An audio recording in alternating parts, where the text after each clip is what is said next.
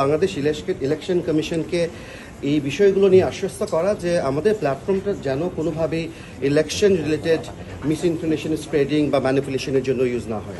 আমাদের একটা ওয়াইডার একটা টিম এসেছে যারা বাংলাদেশের প্রেক্ষাপটে ইলেকশন ইন্টিগ্রিটি নিয়ে কি আমরা করছি আগামী কয়েক মাসে সেগুলো নিয়ে আমরা বিস্তারিত আলোচনা করেছি। আমরা তাদেরকে বলেছি যে আমরা আপনাদের সঙ্গে কাজ করব একসাথে, যাতে করে আমাদের প্ল্যাটফর্মের মাধ্যমে বাংলাদেশের আপকামিং ইলেকশনে কোনো রকমের ব্যত্যয় সৃষ্টি না হয়।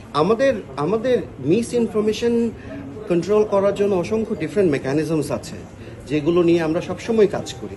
এটা শুধু ইলেকশন কেন্দ্রিক না, ইলেকশনের সময় আমাদের কিছু বিশেষ ফোকাস থাকে, বাট আমরা থ্রু আউট দ্য ইয়ার আমরা মূলত এইগুলো নিয়ে কাজ করি। আপনারা যদি আমাদের ট্রান্সপারেন্সি সেন্টারে যান দেখবেন যে আমরা প্রত্যেকটা কোয়ার্টারেই বাংলাদেশ থেকে আমরা কি কাজ করছি বা কি কন্টেন্ট রিমুভ করেছি, কতগুলো করেছি, সেটা কতগুলো ইউজার রিমুভ করেছি, এই সবগুলোই কিন্তু পরিসংখ্যান দেওয়া থাকে।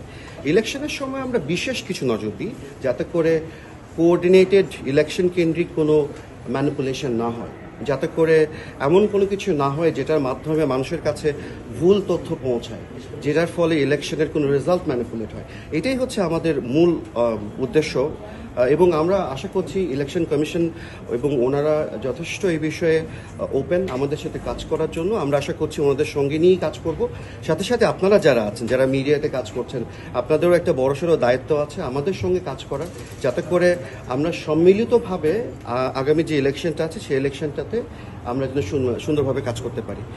ইলেকশন কমিশনকে আমি ধন্যবাদ জানাই, কারণ তারা আমাদের কথা শুনেছেন, আমাদেরকে অনেক কিছু জিজ্ঞেস করেছেন এবং আমরা সেগুলোর উত্তর দেওয়ার চেষ্টা করেছি। আমরা কন্টিনিউড বেসিসে ওনাদের সঙ্গে আগামী কয়েক মাস কাজ করব। 4 গুণ শক্তিশালী এনজাইম ও অধিক ফেনা সমৃদ্ধ অরিক সিলভার ওয়াশ মাত্র 70 টাকায়।